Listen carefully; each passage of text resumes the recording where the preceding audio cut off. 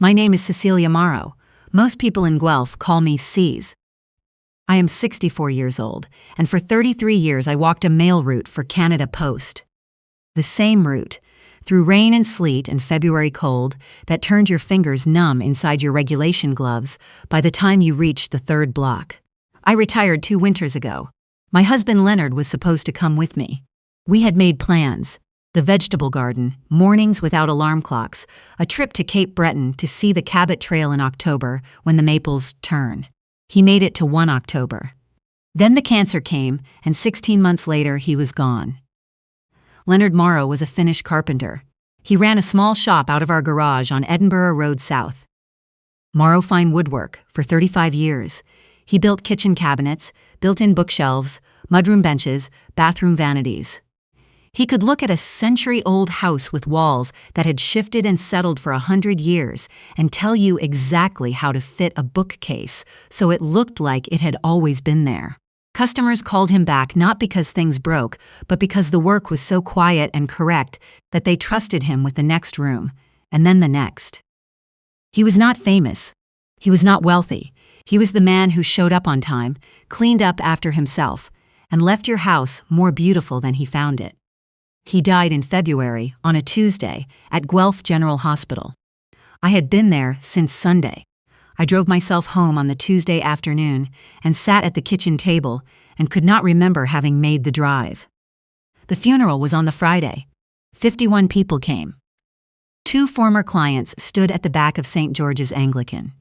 An old colleague from the Guelph Home Builders Association sat in the 3rd row and cried without any effort to hide it. My son Alistair sat in the front pew with his wife Brigitte, and Brigitte spent most of the service with her phone face down in her lap, which I noticed and then told myself to stop noticing. The morning after the funeral, my daughter-in-law arrived at the house on Edinburgh Road while I was still in my housecoat. She said she was helping me sort things. She went directly to the garage. She picked up the cedar box. Leonard had built 15 years ago, the one with the sliding lid, and his initials burned into the corner, the box that held 32 years of his workshop sketchbooks. She carried it through the side door and set it at the curb beside the blue bin. "It's just old notebooks, see?" she said. "You don't need all this clutter right now. Let me help you clear some space." She said it with the careful warmth of someone who has already decided what is best for you and is simply waiting for you to accept it. I stood in the doorway and watched her walk back to her car. I did not say anything. I was still inside the fog that grief wraps around you in the first days, that particular numbness that keeps you from reacting when you should. That night, after everyone had finally left, I went out to the curb in my housecoat and slippers. The February air was sharp and dry. I wrapped both arms around that cedar box, which was heavier than I remembered, and I carried it back inside. I set it on the kitchen table under the overhead light. Leonard had built the box from eastern red cedar offcuts, the pieces too small for a cabinet door but too fine to throw away. He'd fitted the lid with 2 small brass hinges and carved a simple chamfer along the rim.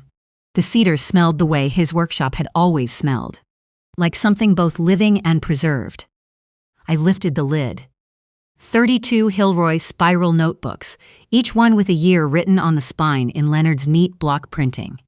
1991 through 2024. Every job he had ever done. Every measurement, every material list, every handwritten note about what a client wanted and what the wood would and would not allow. I opened the last one. He had been using it right up until November, when his hands became too unsteady for fine drafting. The last pages held drawings for a mudroom bench and locker system.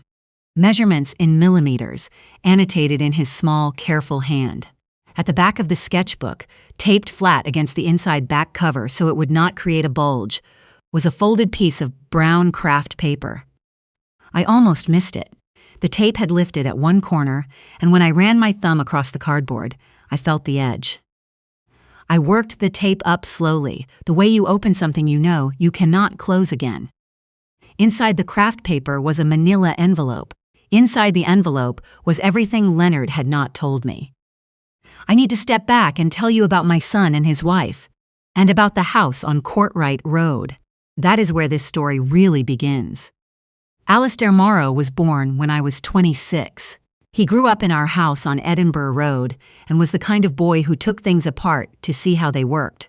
Radios, clock mechanisms, the latch on the garden gate, and he usually managed to put them back together. Leonard was proud of that.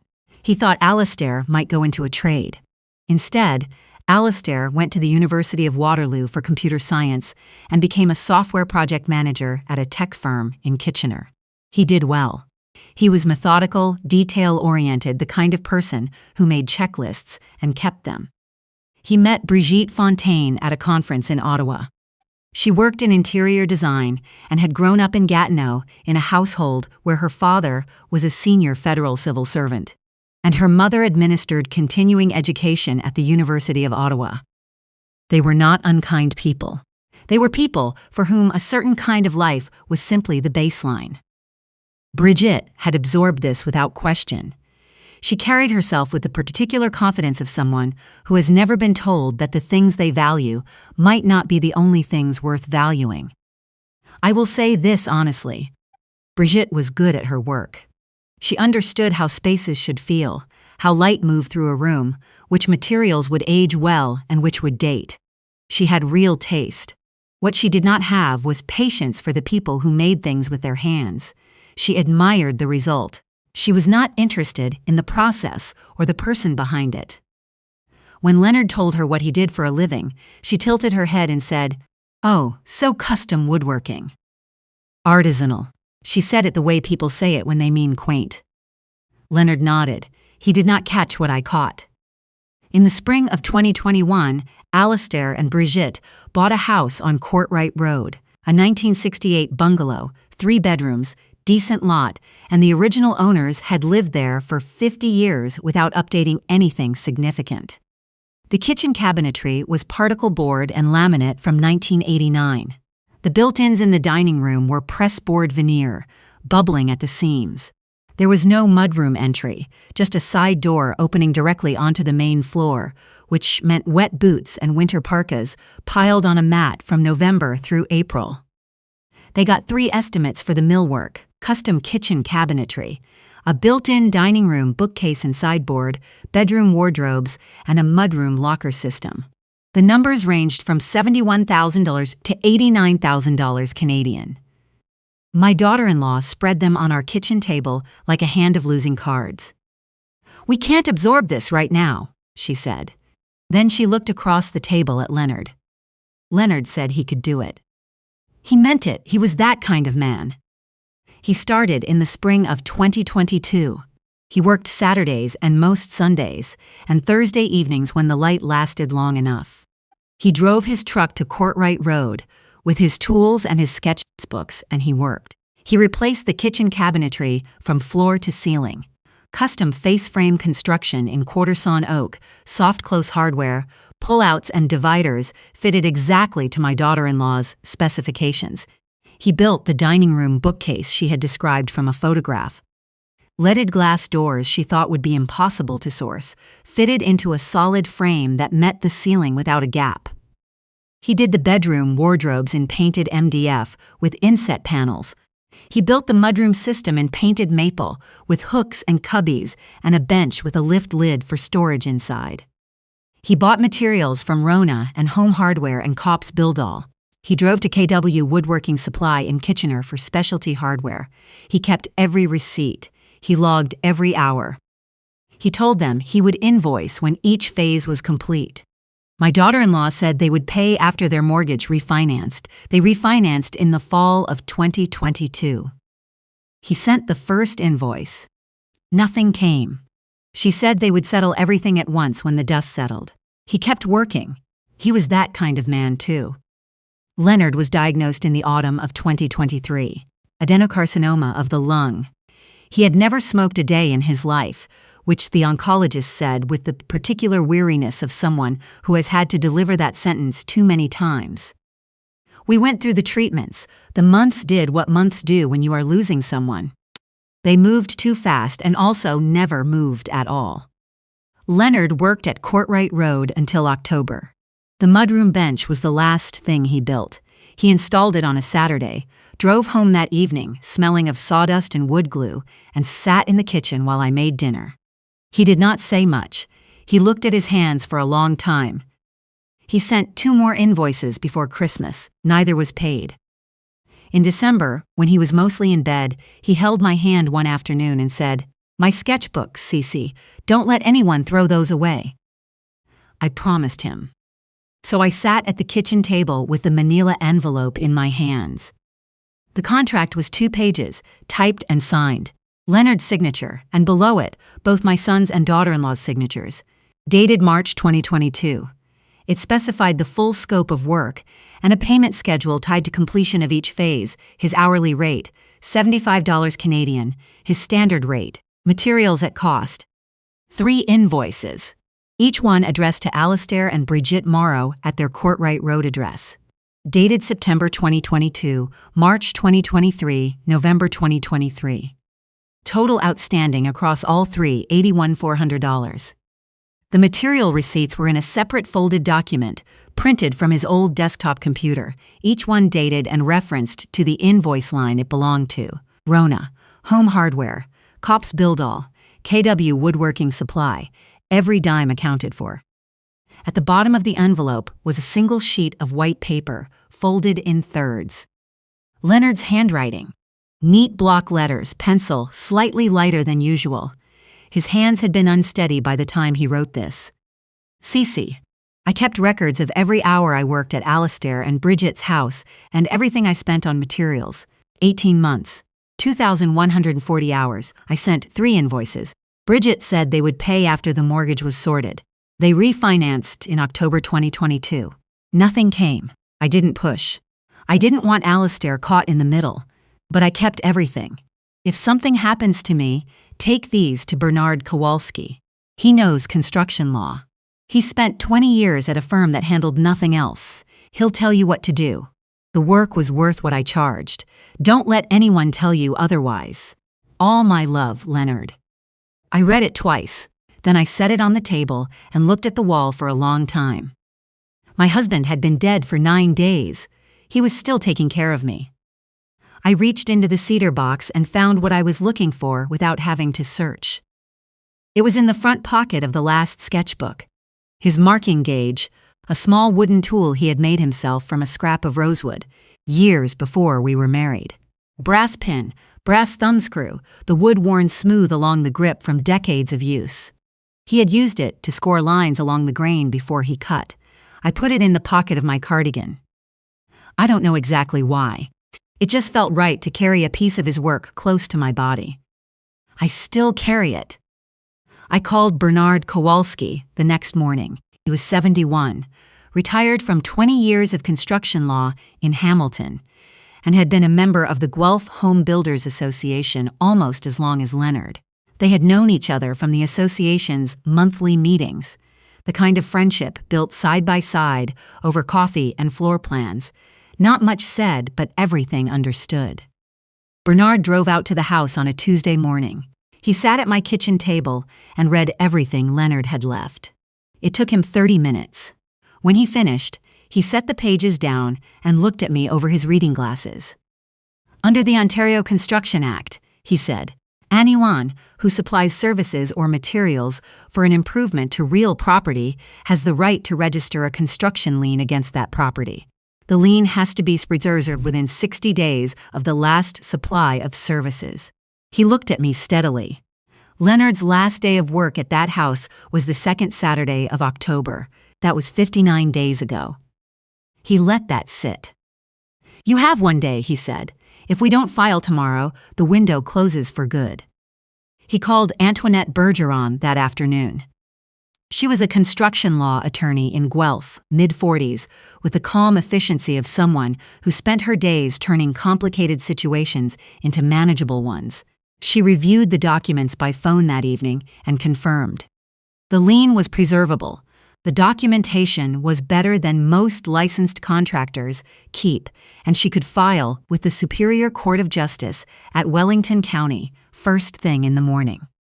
I met her at her office on Gordon Street at 8:15 the next day. By 10 o'clock, the construction lien had been registered against the title of the Kortright Road property. The amount, $81,400. The name on the lien, the estate of Leonard Arthur Morrow, represented by Cecelia Morrow as estate trustee. I walked back to my car in the parking lot. The February air was the same cold gray it had been every day since Leonard died. I put my hand in my cardigan pocket and held the marking gauge. I kept my promise, I said, to nobody at all. Then I drove home and made a cup of tea. 11 days later, my daughter-in-law's phone rang. I was not there, but my son told me everything once it was over. It was the title company handling their purchase of a newer home in Mississauga. Listed at $135 million, the down payment to come from the equity in Kortright Road. Kortright Road was already listed at $1.05 million. They had assigned an offer. Closing had been scheduled for 6 weeks out. The title company told my daughter-in-law that a construction lien for $81,400 had been registered against the property. No title insurance company in Ontario would cover the transaction with an unresolved lien of that size. The sale could not close. She called my son, then she called me. I was at the Real Canadian Superstore. I let it go to voicemail. Her message was 43 seconds long. Her voice was controlled, but the control was doing a great deal of work. She said there had been a misunderstanding. She needed to speak with me immediately. The filing was based on a misunderstanding of what Leonard had agreed to. I listened to it in the parking lot. Then I drove home and made dinner. In the weeks that followed, my daughter-in-law organized. Efficient people organize when they feel a situation slipping beyond their control. She called my son's Aunt Rowena, Leonard's sister, and told her I was not handling things well. She called her mother, Madeline, in Gatineau, and asked her to fly out to Guelph. At a dinner with colleagues from her interior design network, she described my lien as a family misunderstanding and mentioned grief and age in the same breath, letting the implications settle without stating it directly. Madeline sent flowers with a card that read, in careful English, "We are all concerned about you, Cecelia. Families should support one another in difficult times." 3 days after the flowers, my daughter-in-law and son arrived at my door together. She had a document, 4 pages, legal formatting, a family care agreement. It would grant my son power of attorney over my financial affairs. It cited my recent bereavement and the challenges of managing an estate alone. It included language authorizing him to make decisions about my property in my best interests. I have read a great many documents in my working life. You develop a feel for them after 11 years as a union steward for Canada Post. You learn to find the sentence that contains the actual meaning. I read this one carefully. "I'll think about it," I said. My daughter-in-law smiled. My son looked at the floor. After they left, I called Antoinette Bergeron. I read her the relevant sections over the phone. She was quiet for a moment. "Do not sign it," she said.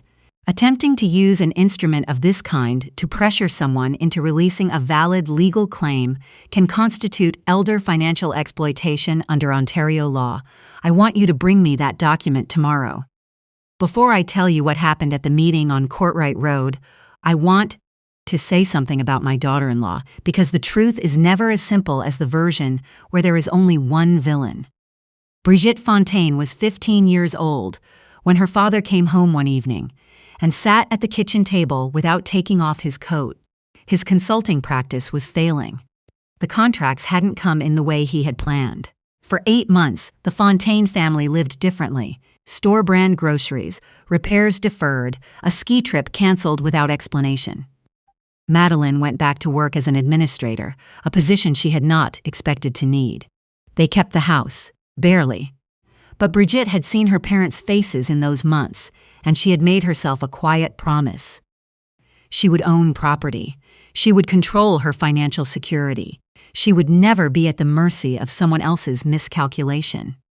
When Leonard offered to do the work on Kortright Road, she saw $81,000 in preserved equity. She told herself it was family helping family.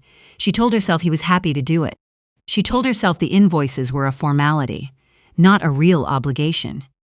She was wrong about all of it. But she had been 15 years old when she learned that security lives in property and equity, and in the 20 years since, she had never quite unlearned it. That doesn't excuse what she did.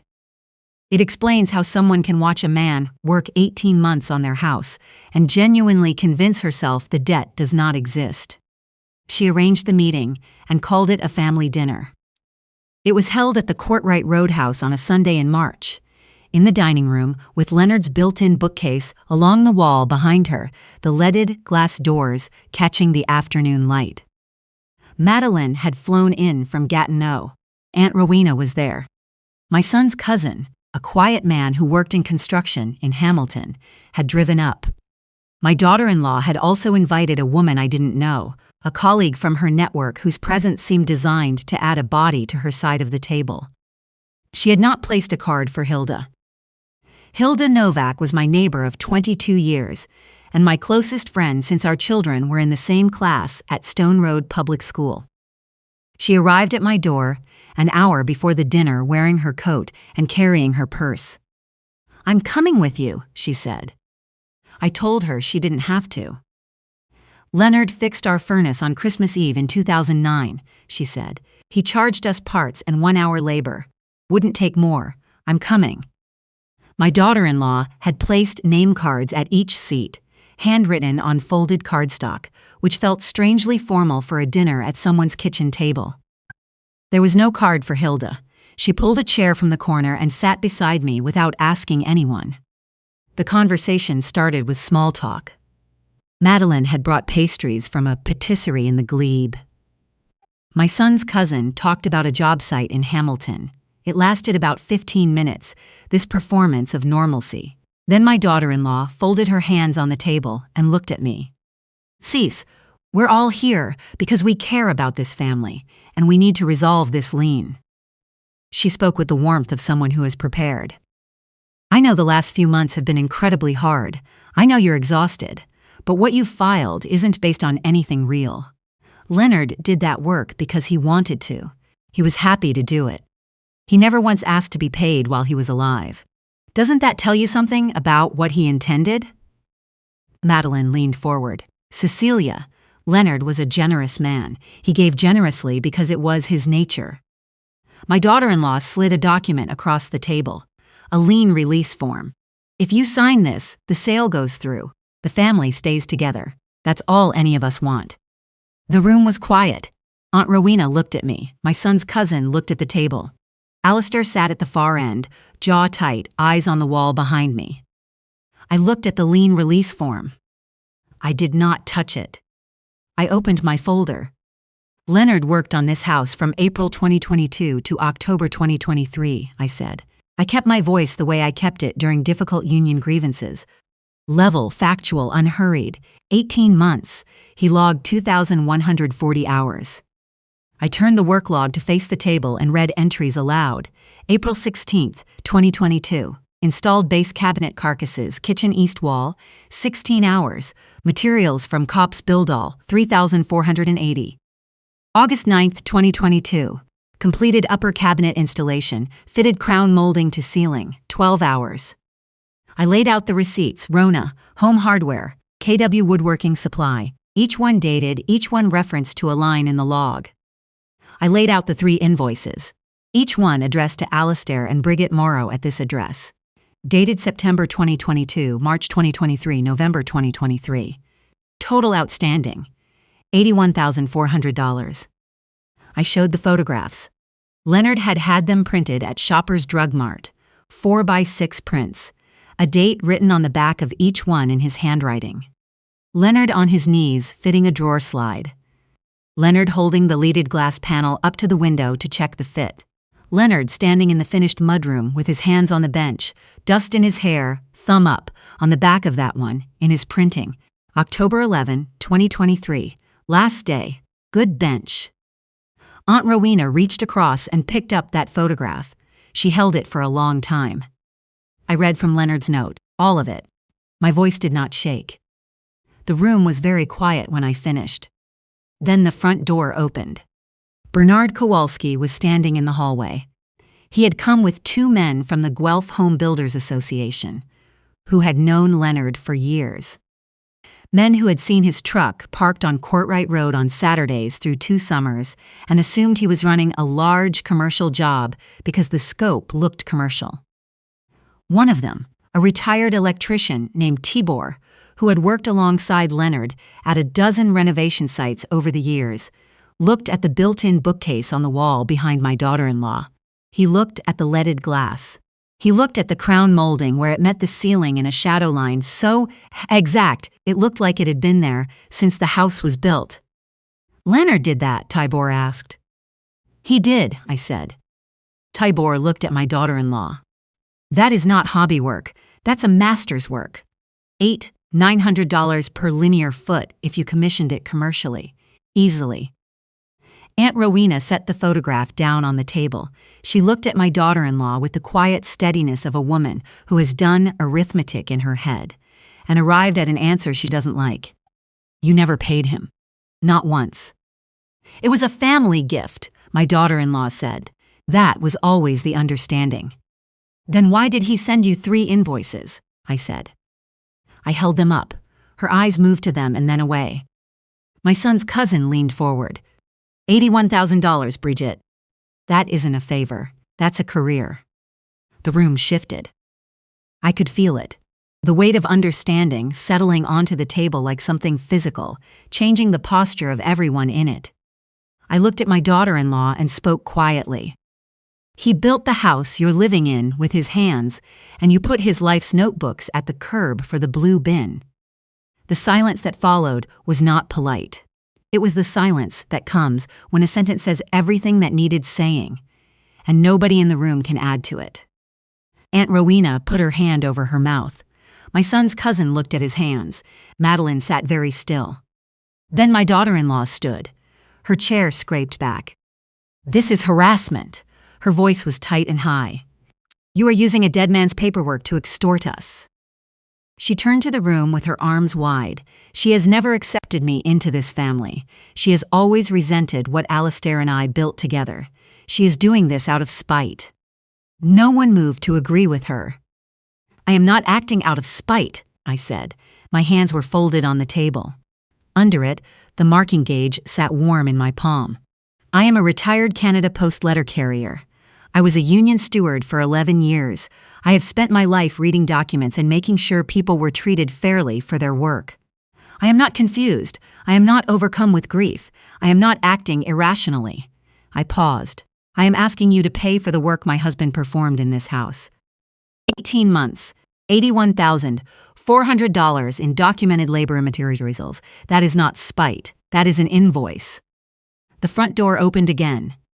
Antoinette Bergeron stepped into the hallway. I had asked her to be present, not to make theater, but to ensure that anything said in that room had accurate legal context available. She introduced herself and summarized the lien in 4 sentences. Valid, registered against the title under Ontario's Construction Act, not removable without payment or court action, and the documentation supporting it exceeded the statutory requirements. She noted that any attempt to coerce a person into releasing a valid legal claim, including through instruments such as the care agreement that had been presented to me, carried specific exposure under Ontario's elder financial exploitation provisions. She was there for less than 5 minutes. She said what needed saying and stepped back. My daughter-in-law had gone pale. She sat down slowly, the way a person sits when their legs make the decision for them. Madeline gripped the edge of the table. She did not speak. My son had not said a word in a long time. Now he looked across the table at his wife. His voice was even, but something behind it had changed. The sound of a man who has held a version of events together through sheer trust, and has just seen the seam split open. "You told me Dad offered to do it for free," he said. "You said he'd be offended if we tried to pay him. That it would make things transactional." My daughter-in-law looked at him. "He was your father. That's what parents do." "He sent us 3 invoices," my son said. "I handled the mail." The room was silent. Bernard Kowalski spoke from the hallway. his voice unhurried. "Leonard told me about the outstanding invoices nearly 2 years ago. He said he didn't want to create conflict. He trusted things would be made right." Bernard looked at my daughter-in-law. That trust was not repaid. My son turned to me. His eyes were red. "Mom, I swear to you I didn't know about the invoices. She handled all the paperwork for the house." I looked at my son. I had known him for 38 years. The confusion on his face was not a performance. It was a man discovering that someone he had trusted had withheld something from him that he had a right to know. "I believe you," I said. Then I stood. I had not planned to. My legs made the decision before my head did. "I am not here to punish anyone," I said. I looked at my son. I looked at Aunt Rowena, at my son's cousin, at Madeline. I looked at Tibor and Bernard in the doorway, and at Hilda beside me. "I am here because my husband's work had value. 35 years of getting up before 6 in the morning, loading his truck, driving to someone's house, and making something with his hands that would be there long after he was gone. That had value." I touched the marking gauge in my pocket. Those sketchbooks were not junk. I took a breath. "My terms are straightforward. Pay what is owed, $81,400. Within 90 days. I will file a satisfaction of lien with the Superior Court, and the title will clear for the sale. If payment is not made, I will pursue the remedies the Construction Act provides." I looked around the room. "The money will establish the Leonard Morrow Woodworking Bursary at Conestoga College, a bursary for students in the carpentry and joinery program, the trades that keep houses standing and families warm. That is what Leonard would have wanted. Not the money. The recognition that his work mattered, and that people who build things with their hands deserve to be treated with respect." Tibor started clapping. Slow, deliberate, the applause of a man who means it. Bernard followed. Then Hilda. Then my son's cousin, Aunt Rowena. Even Madeline, after a long moment, set her hands together quietly. My daughter-in-law picked up her bag and walked out, her heels on Leonard's hardwood. The hardwood he had matched and fitted to the original flooring without a seam showing were sharp in the silence. She did not close the door behind her. Madeline stayed a moment longer. She stood and gathered her coat and walked toward the hallway. At the door, she turned back. She looked at the built-in bookcase, at the leaded glass doors, at the molding where it met the ceiling in a line so exact it looked like the house had been built around it. She stood there looking at it, with the expression of someone who has been in a room many times and is only now truly seeing what is in it. She nodded, once, to no one in particular, then she turned and walked out. My son came to me last. He stood with his shoulders rounded and his eyes red, looking the way he had looked at 9 years old when he'd broken something he knew he could not fix on his own. "Mom, I'm sorry for all of it. I should have asked questions. I should have known." I took his hand. "Your father loved you without reservation," I said. "So do I. But I will not pretend his work was worth nothing in order to keep the peace." He nodded. He held my hand and I held his, the way we used to when he was small, and it was enough. The lien was paid 4 months later, from the equity in the Kortright Road sale, as part of a divorce settlement. My son and his wife separated in April. She returned to her professional network in the east end of the city. Alistair took a 1-bedroom apartment near the university. Small, clean, with a window that faced east so the morning light came in first thing. He came for dinner on Sundays. We ate at the kitchen table where I had opened the cedar box. We did not talk about Brigitte much. There was nothing left to say that the room on Kortright Road hadn't already said. The Leonard Morrow Woodworking Bursary at Conestoga College was awarded the following October. $5,000 to a young man named Tobias who wanted to become a cabinet maker. At the presentation at Conestoga's Guelph campus, I stood at a small podium in front of a room of students and instructors and a handful of people who had known Leonard. On the table beside me, on a small walnut stand that Tibor had turned in his shop, sat Leonard's rosewood marking gauge. I kept my remarks short. My husband, Leonard Morrow, was a Finnish carpenter for 35 years in this city. He believed that skilled work is honest work, and that honest work deserves to be treated as such. This bursary exists so that the next generation of tradespeople in this community knows that what they do with their hands has value, not in spite of the work, but because of it. Tobias walked to the front and shook my hand. He had the wide, careful grip of someone who has started learning what his hands are capable of. My son sat in the second row. He was wearing work boots, the same kind Leonard had worn every working day of his life. When Tobias walked back to his seat with the certificate, Alistair caught my eye and nodded once. It was enough. I still walk in the mornings. The same streets I walked for 33 years, though I'm carrying nothing now except my coat and, in my cardigan pocket, Leonard's marking gauge.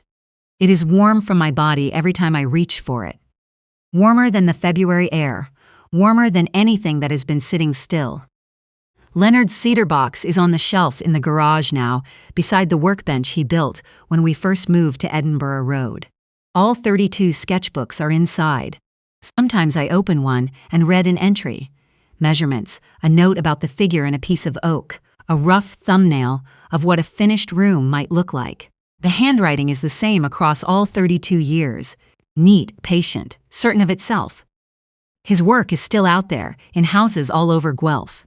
Built-in shelves and kitchen cabinets and mudroom benches fitted exactly, standing level, outlasting the arguments about who owns what and who owes whom.